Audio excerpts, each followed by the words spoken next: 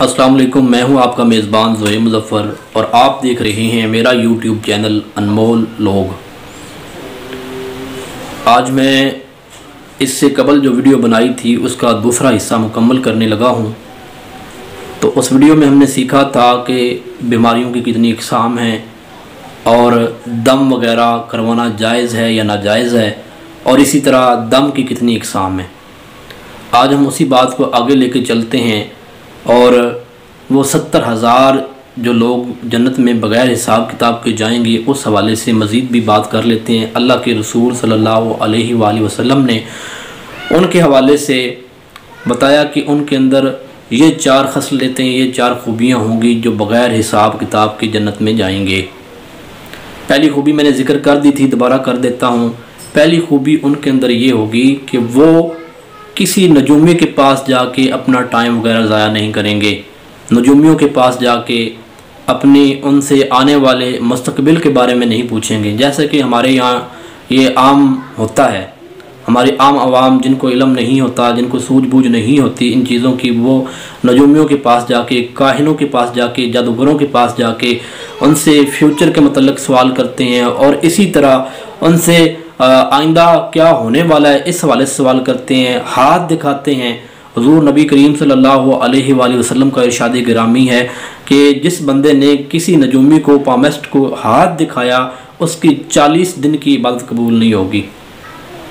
यानी कितनी बड़ी सज़ा है कि खाली हाथ आप किसी नजूमी को दिखाते हैं तो आपकी 40 दिन की इबादत जो है ना वो कबूल नहीं होगी। और इसी तरह नबी करीम सल्लल्लाहु अलैहि वसल्लम का इरशाद गिरामी है, आपने फरमाया कि जिस बंदे ने किसी नजूमी पामेस्ट को हाथ दिखाया उसने मेरे ऊपर उतरने वाली, नाज़िल होने वाली शरीयत का इनकार कर दिया। यानी ये शरीयत के अंदर इतना घिनौना और घटिया काम है जिसके मतलब हुज़ूर सल्लल्लाहु अलैहि वसल्लम रहनुमाई फरमा रहे हैं। तो इसलिए हमें इन कहानों, नजूमियों और इन किस्मत का हाल बदल देने वालों पर कोई यकीन, एतबार, एतमाद नहीं करना चाहिए। हमें अपने रब पे तवक्कल करना चाहिए, उसी पे भरोसा करना चाहिए। और दूसरी बात इस हवाले से ये बताई कि दूसरी निशानी उन लोगों की ये होगी कि वो फाल बदफाल नहीं लेंगे। जैसे कि हमारे यहाँ ये भी चीज़ बड़ी मशहूर व मारूफ़ है, घर से निकलते हैं, अगर बिल्ली रास्ता काट जाए तो हम बड़ा उसको मनहूस जानते हैं, बड़ा उल्लू, रात को उल्लू बोलता है तो उसको मनहूस जानते हैं। और इसी तरह अगर कौवा बैठा हो किसी घर के ऊपर और बोल रहा हो तो यूँ समझते हैं जैसे मेहमान आने वाला है। इस तरह के फ़ाल लेने से अल्लाह के रसूल सल्लल्लाहु अलैहि वसल्लम ने बताया कि ये उनकी खूबी ये भी नहीं होगी, यह भी उनकी खसलतों में से होगा। जो लोग 70,000 जो लोग बग़ैर हिसाब किताब जज़ा सज़ा के जन्नत में जाएंगे, उनकी खूबियों में से दूसरी खूबी ये होगी कि वो फ़ाल नहीं लेने वाले होंगे। ठीक है, मतलब है कि वो इस तरह की चीज़ों के ऊपर एतबार बिल्कुल भी नहीं रखने वाले होंगे। उनका तमाम तर तवक्कुल अल्लाह पर होगा, भरोसा अल्लाह पर होगा। हर चीज़ के नफ़े और नुकसान का मालिक वो अल्लाह को ही समझने वाले होंगे। और इसी हवाले से तीसरी बात कि वो तीसरी खूबी कौन सी उनके अंदर होगी, तीसरी खूबी उनके अंदर ये होगी कि वो अपने जिस्म को दागते नहीं होंगे। पुराने ज़माने में ये इलाज चलता था, आजकल नहीं चलता, या लोग बहुत कम करते हैं, जो करते भी हैं तो, कि वो जिस्म को दागा जाता था। बुज़ुर्ग अहबाब जो हैं वो जानते हैं इस बात को कि जिस्म को दाग के उसका इलाज करवाया जाता था। तो अल्लाह के रसूल सल्लल्लाहु अलैहि वसल्लम ने उन 70,000 जो जन्नत में जाने वाले लोग हैं बग़ैर हिसाब किताब जज़ा व सज़ा के, उनके मतलब ये फरमाया कि उनकी तीसरी खूबी ये होगी, उनके अंदर एक अहम बात ये होगी कि वो अपने जिस्मों को नहीं दागवाते होंगे। और अल्लाह के रसूल सल्लल्लाहु अलैहि वसल्लम ने उन लोगों के मतलब चौथी खूबी के हवाले से बताया कि वो लोग कुल्ली तौर पर अल्लाह पर भरोसा करते होंगे, अल्लाह पर तवक्कुल करने वाले होंगे, अल्लाह से ही हर चीज़ के होने का यकीन रखते होंगे और किसी चीज़ पर ना उनका भरोसा होगा, ना तवक्कुल होगा, ना किसी को कुछ समझते होंगे। यानी उनके तमाम तर जितने भी मामलात होंगे, जितने भी मसाइल होंगे, वो सब अल्लाह के हुजूर पेश करेंगे और अल्लाह को ही उन तमाम मसाइल का हल करने वाला मानते होंगे। तो इस हदीस को लेकर काफ़ी सारे लोग कहते हैं कि दम करवाना जायज़ और दुरुस्त नहीं है, बंदे को अल्लाह पर तवक्कल करना चाहिए, ऐसा है वैसा है। तो इस हदीस के हवाले से मैंने तफसील पहली वीडियो के अंदर बता दी है, जो इसका पार्ट 1 है। तो पार्ट 2 में मैं इसकी तफसील मज़ीद इस हवाले से बताता हूँ कि उलमाए किराम ने इसके मतलब लिखा है कि ये वो दम नहीं है, उससे मुराद गैर शरई दम है, जिसके मतलब लोग कहते हैं कि दम नहीं करवाना चाहिए, वो गैर शरई दम है। जो बंदा गैर शरई दम करवाता है, अक्सर लोग जो ये बताते हैं कि दम करवाना जायज़ नहीं है, वो दलील इसी हदीस की देते हैं कि 70,000 लोग जो बग़ैर हिसाब की जन्नत में जाएंगे वो दम नहीं करवाते होंगे। तो इससे मुराद कतन ये दम नहीं है, बल्कि वो गैर शरई दम है, यानी कि जो शरीयत से, इस किताब और सुन्नत से साबित ही नहीं है, वो दम है, जिसकी तफसील मैं बयान कर चुका हूँ। थोड़ी सी वजाहत यहाँ पे भी कर देता हूँ। उससे मुराद वो दम है जिसके अंदर गैरुल्लाह से मदद मांगी गई हो, बुतों से मदद मांगी गई हो, और इबलीस से, शयातीन से, जिन्नात से मदद मांगी गई हो। उससे मुराद वो गैर शरई दम है। इस दम के करवाने में कोई हर्ज नहीं, क्योंकि रसूलुल्लाह सल्लल्लाहु अलैहि वसल्लम को जिब्रील ने दम किया, ठीक है, और नबी करीम अलैहिस्सलाम ने अपने कई सहाबा को दम किया। और नबी करीम सल्लल्लाहु अलैहि वसल्लम की आदत मुबारक थी कि आप रात को जब सोते तो आप आखिरी तीनों कुल 3-3 मरतबा पढ़ के अपने हथेलियों पे ऐसे थुगा के अपने जिस्म से, मुंह से शुरू करते और पूरे जिस्म पर हाथ फेरते थे जहाँ तक आपका हाथ जाता था। और नबी करीम सल्लल्लाहु अलैहि वसल्लम का ये उस्वा और तरीका है। और इसी तरह फजर की नमाज के बाद भी किया करते थे। तो ये किताब और सुन्नत से साबित है। अगर ये दम करना जायज़ दुरुस्त ना होता तो नबी करीम सल्लल्लाहु अलैहि वसल्लम दम क्यों करते? तो दम करने में कोई कबाहत नहीं है, कोई इसमें गलत बात नहीं है, लेकिन दम शरई होना चाहिए, गैर शरई नहीं होना चाहिए। जो किताब और सुन्नत से साबित हो वही दम होना चाहिए। आजकल आप काफ़ी सारे लोगों को देखेंगे जो ये मुख्तलिफ सेंटर्स बना के बैठे हुए हैं, वो बग़ैर आपके सामने कुरान और अहादीस की आयतें, कुरान की आयतें और अहादीस की दुआएं पढ़ रहे होते हैं, लेकिन अंदर ही अंदर से वो गैरुल्लाह से, मुशरिकीन से और इबलीस से, जिन्नात से, शयातीन से मदद मांग के आपका इलाज कर रहे होते हैं, और ये गलत काम है। तो अब इस से आगे हम चलते हैं जादू की तरफ। क्या किसी इंसान पर जादू हो सकता है कि नहीं हो सकता? जी हाँ, तो बिल्कुल हो सकता है जादू। जादू करने वाला काफिर है और करवाने वाला भी काफिर है बिल इत्तफाक। तो जादू इंसानों पर हो जाता है। हमारे नबी करीम सल्लल्लाहु अलैहि वसल्लम पर खुद जादू किया गया। लबीद बिन आसम यहूदी और उसकी बेटियों ने नबी करीम सल्लल्लाहु अलैहि वसल्लम पर जादू किया था। सही बुखारी के अंदर ये मौजूद है और दिगर अहादीस की किताबों के अंदर मौजूद है। तो नबी करीम सल्लल्लाहु अलैहि वसल्लम जैसी हस्ती पर भी लोग इस तरह के काम करने से बाज नहीं आए, उन पर भी जादू कर दिया गया था। तो नबी करीम सल्लल्लाहु अलैहि वसल्लम ने उस जादू की कैफियत भी बताई और इसका इलाज भी बताया, हल भी बताया।